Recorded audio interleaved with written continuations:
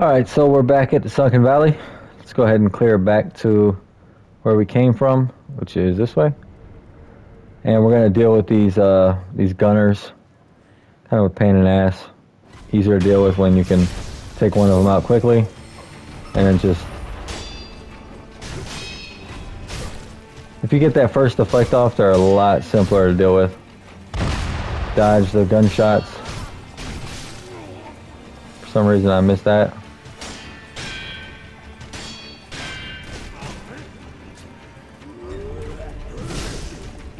Oh, don't do this. Get this one out of the way. Get this one out of the way. There's actually 3 gunners in here. One of them's just usually in the hallway, but now we gotta deal with him. Or her. Matter of fact, this is a good time to show the Sabimaru. Does a lot of posture damage to these enemies. Let them come to you. Don't rush to them.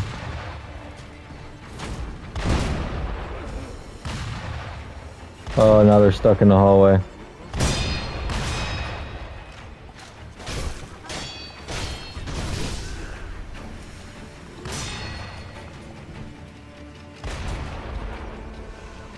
These are such annoying enemies. I hate this area.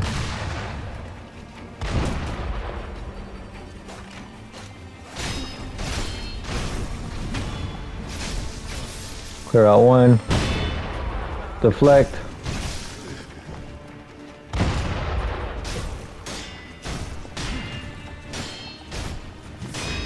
There we go. Alright, so this area now will be a lot easier to clear without having to deal with them. Get the yellow gunpowder, which is another rare crafting item. Kill her, just being annoying.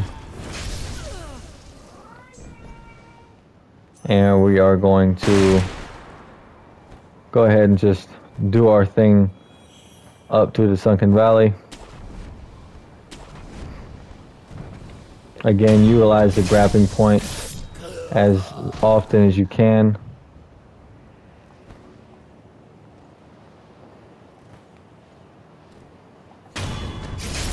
Stealth kill as many as you can. No, I don't want to jump down there yet. Let's go back up. Let's clear this way.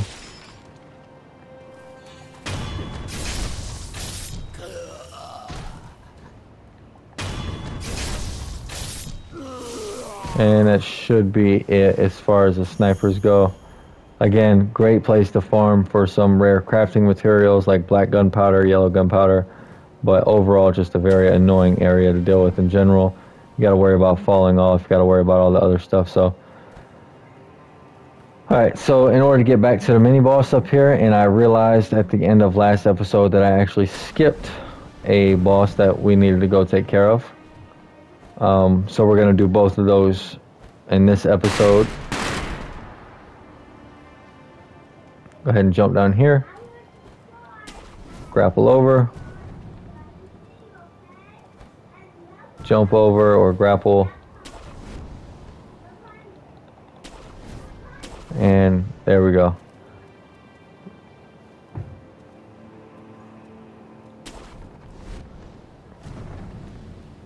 Where is the grapple point to get up top?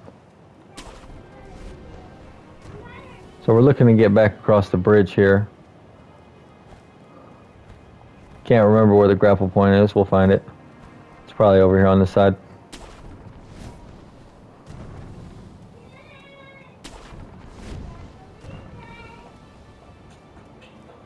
Probably that tree.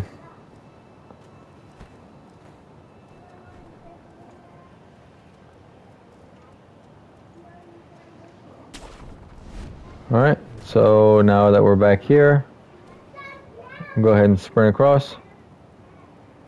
Jump across, don't want to fall. Alright, so for this mini boss, very much the same. You're going to want to stealth your first health bar off, and then after that, you're going to want to deflect and use your Sabimaru in order to get some poison on the enemy. The poison is going to do a lot of health damage, which is going to translate into posture damage. And just in general, a very good idea. So,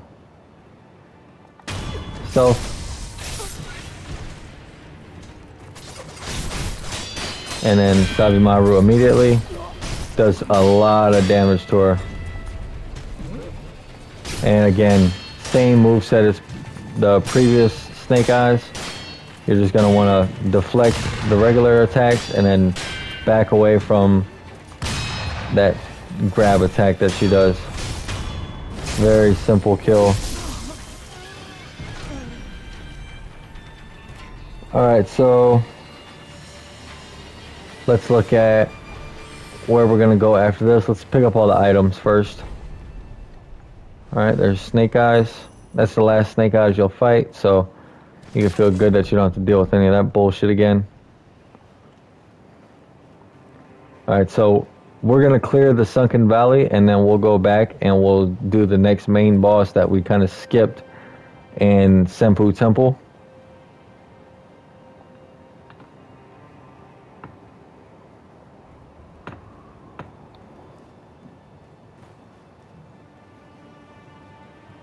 Again, watch out for the hole in this bridge. Now, this walkthrough is mainly geared to those who want to get the hardest ending to achieve. It's not hard to get it because you have to do like anything extra, but it takes the most work. And coming up soon is when we're going to start getting into the things that you have to do in order to achieve that ending. So I'll let you guys know when it's something that pertains to the Dragon's Homecoming ending, but until then we're going to kind of just cruise through this, get through it as quick as possible. So come back down. Don't need to rest. Push down the hill. And we got another one of these bosses. So again, just deflecting. Same moveset as prior, just can't get a stealth kill. But as long as you can deflect, he will eventually burn himself out.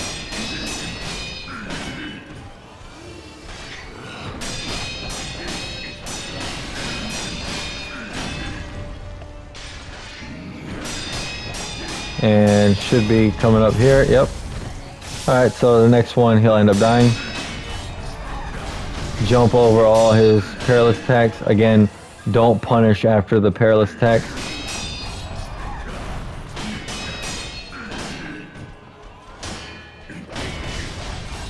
Oh man. Here we go.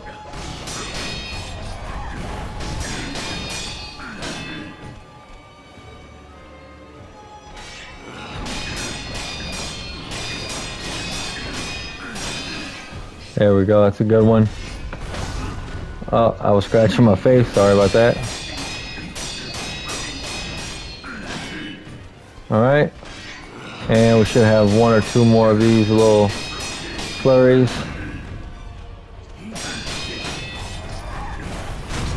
Jump on the head, and that's another mini boss down. So we get the yellow gunpowder. We get a prayer bead, it's always nice. And another very simple mini boss to deal with. Kind of a parry check, just making sure you know what you're doing.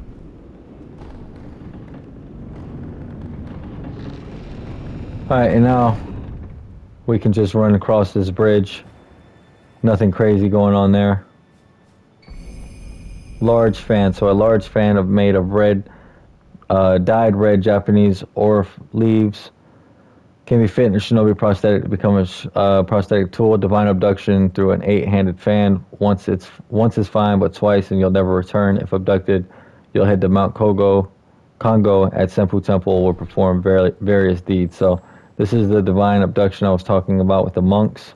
It's a pretty strong item, well, prosthetic, especially when it comes to farming, but I am not a huge fan of it when it comes to overall combat. So I'll show you guys how to use it eventually when it comes to a good point to use it, but other than that, I wouldn't put too much investment into it unless you want to max out everything.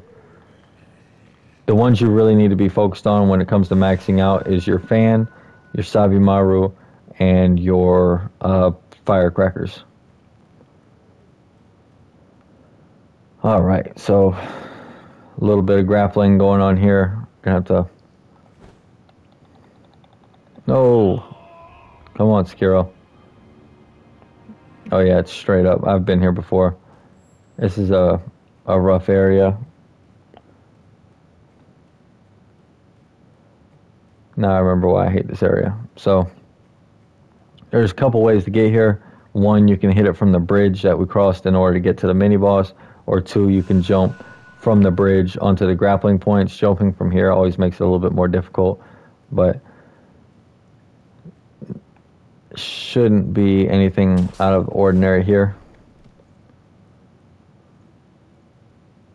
Go ahead and grab all the items. Soul balloon, which is always nice. Grapple up, and now we're back here. So now we're going to go all the way back across.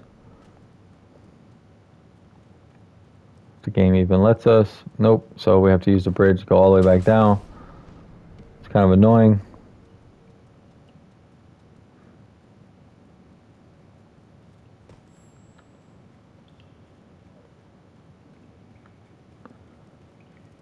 Alright, so now we're going to go the opposite way whenever we come out of this little tunnel.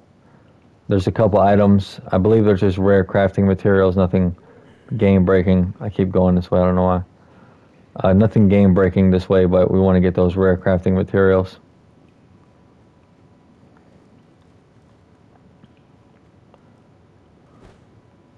There we go. Come on, Sekiro. There we go. Perfect.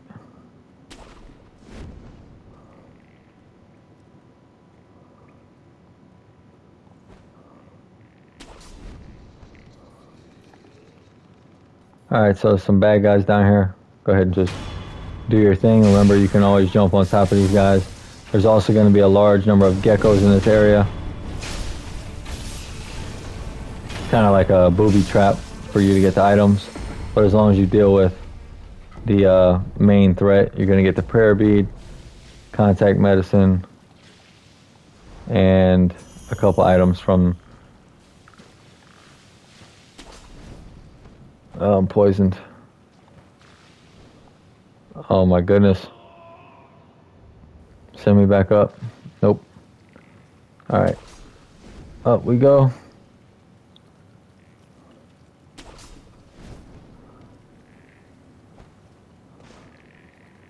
Go ahead and take a gourd seed because poison's about to kill us. A divine confetti, that's always nice to pick up. And another booby trap.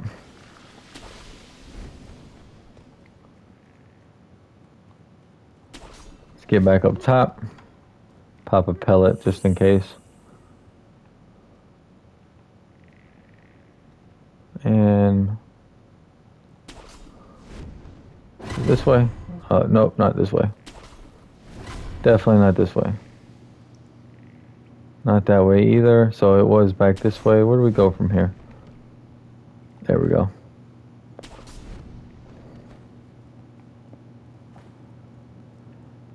Alright, so very confusing area of the game. Not my favorite point in the game. Back to the bridge, and we'll go ahead and rest. We're going to use that door we just came out of from that mini boss.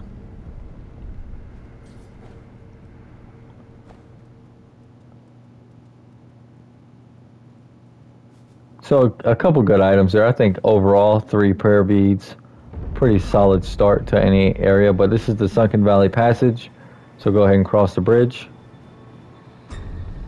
And Snake Bro is gonna ruin your day. Go ahead and dive immediately. Avoid the snake. Get the carp.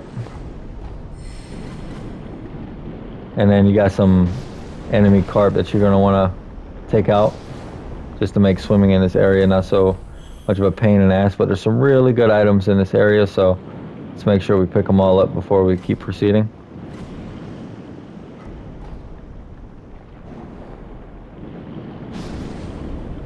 Alright, got him from underneath.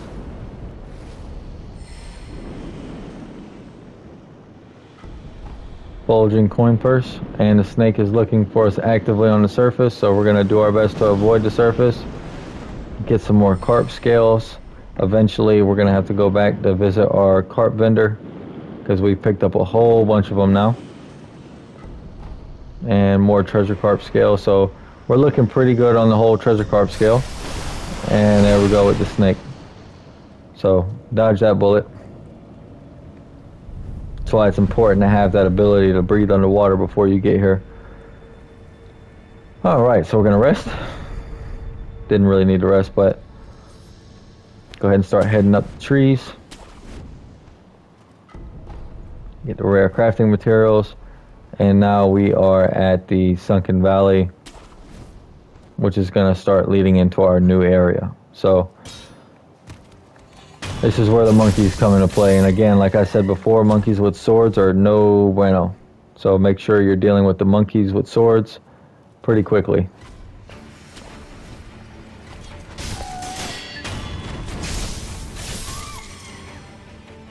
It's like Planet of the Apes, man. You know, you gotta... This guy was trying to pick up my goods. Snapseed. I think the worst part about the monkeys is you can't really farm them. They're not really good for farming because they don't drop sen along with experience. So it's mostly just a experience farm, which isn't necessarily a bad thing, because in New Game Plus you'll get so much sen that you really won't have a need for it. So experience is really the farming sen. If you're planning on doing multiple playthroughs, doesn't really make sense.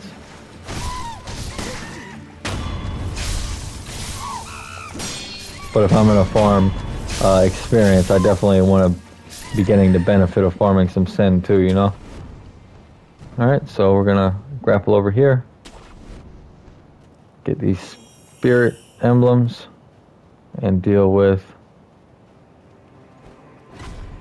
the monkeys here.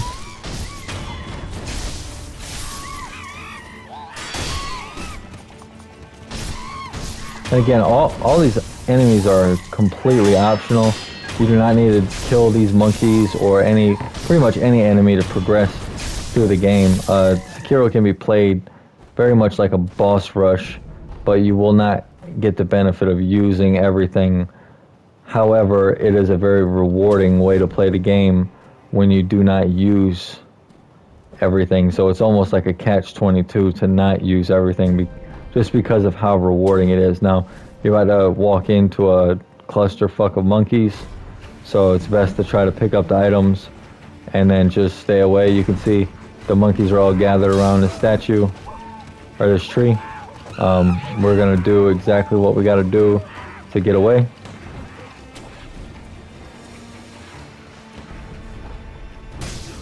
Now, as you can imagine, monkeys can parkour quite a bit, so keep pushing forward, keep pushing forward.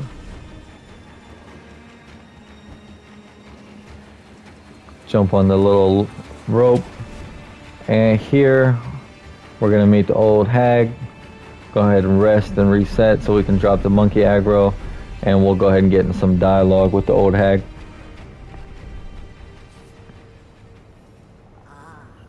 Fruits of the serpent, yes. There are two kinds. One is fresh, the other is dried. Over there.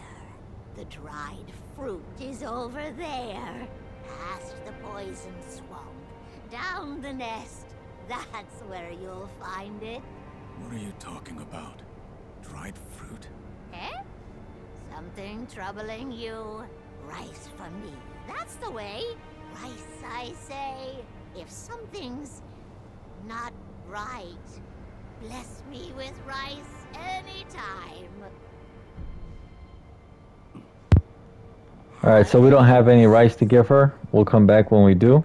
But for this area now, we are going to be fighting that big old monkey there. But before we get into the monkey fight, there's an item that we need to get. Don't really need to get it, but it's going to make it beneficial to do so. So we're going to go back to the main hall of Senpu Temple.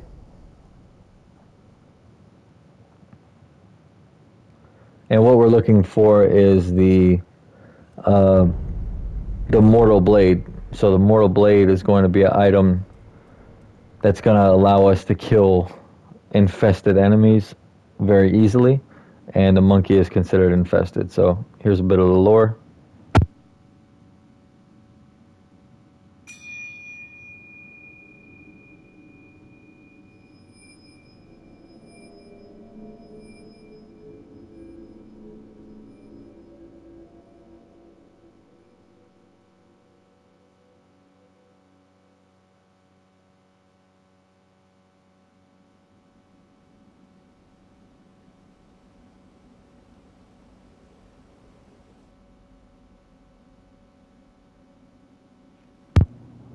Alright, so this is where we are going to go and try to meet the Holy Child at the bottom of the Senpo Temple. But first, these screens, this boss fight is called the Screen Monkeys. There's a blue one, a red one, a green one, and then you'll notice the other one is empty.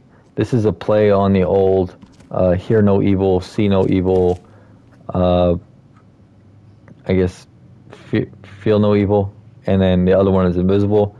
Which is a representation of Do No Evil. So if you look on the actual things, you'll see one monkey is like using his hand to see, one is using his hand to hear, one is using it to smell or whatever, and then the other one is invisible. So this bell that they give you is going to allow you to reset the monkeys if you just feel like you're out of touch, but you can always just turn around and kill the first monkey because it's always standing right behind you. So that's the invisible monkey. The remaining monkeys, you're going to want to... They usually take predictable paths, so...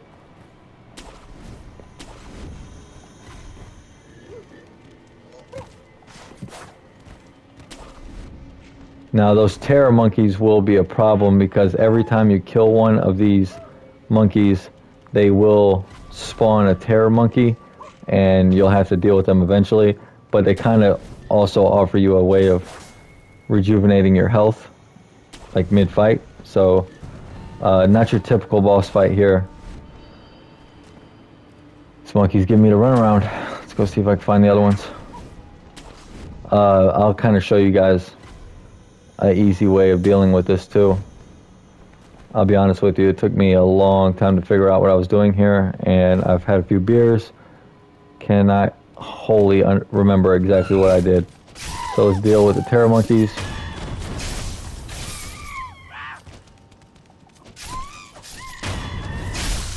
Okay, and we're going to ring the bell.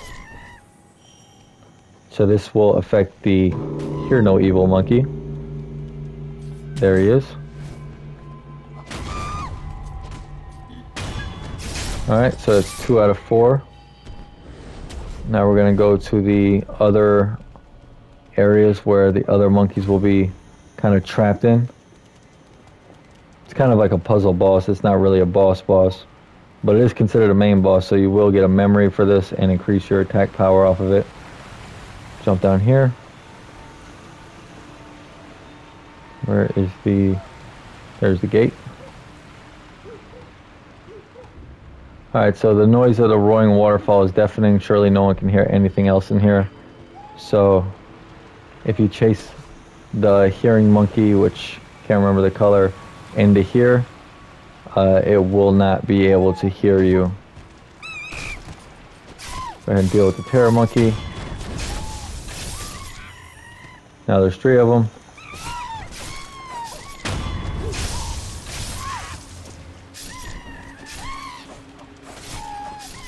Boss fight is more annoying than difficult, so we're going to try to deal with it the best way by just opening all the doors.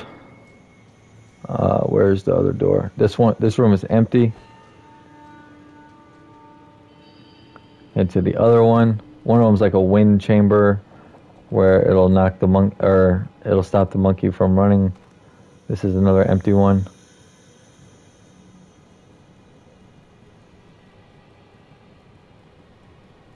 You don't have to come in here like super stocked up on gourd seeds or anything like that. It's not that kind of fight. It's more of a thought process. Up. Don't fall off the edge.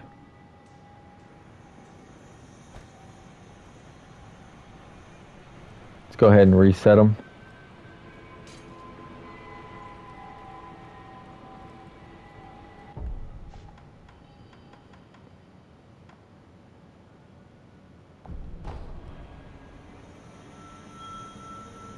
Alright, so now the monkeys will be reset.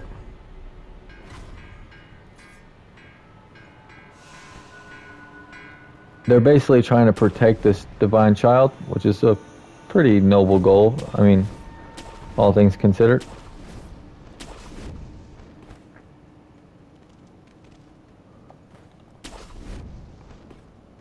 What we're going to do is hop down here.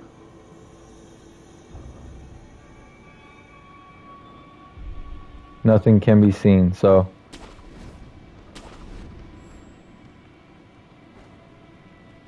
up here the see no evil monkey cannot see you.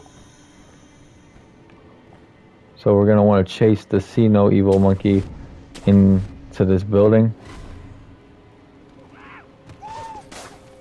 Deal with the terror monkeys again. Now, they don't seem very threatening, but you want to be very careful when dealing with the terror from those monkeys.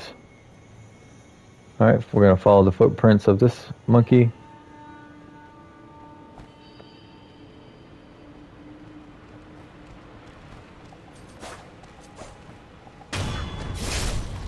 Alright, so we got one more to go. And I believe by going into this hall, we'll be able to get it done. Oh man, I could have got it right there. Alright, so let's open this door. And we're going to need that monkey to come back inside this room. After we deal with the terror monkeys, of course. Terror will kill you, just like that.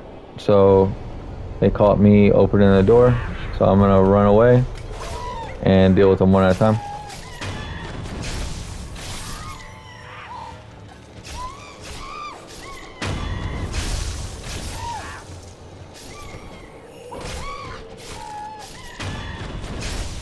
Alright, one more monkey to go.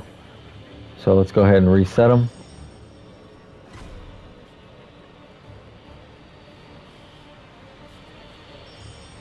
Again, super annoying boss fight.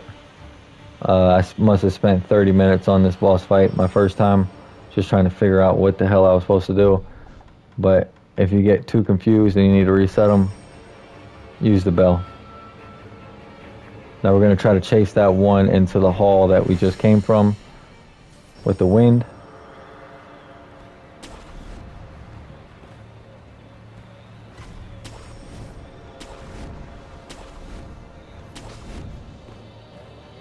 There it goes.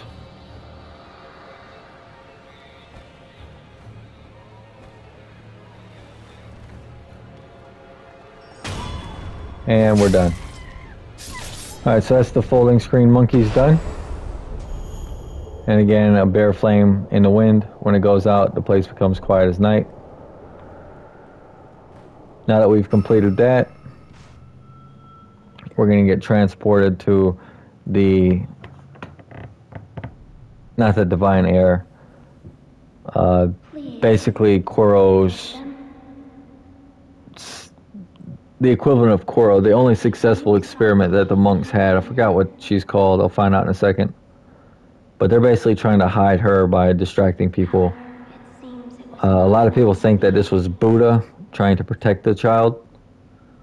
Close your eyes. And this is where we send Kutaro when we go back and complete his quest line.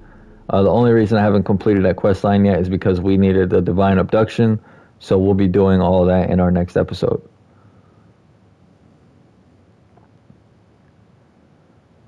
Alright, so you pray, close your eyes, meditate, wake up, and now we're at another temple.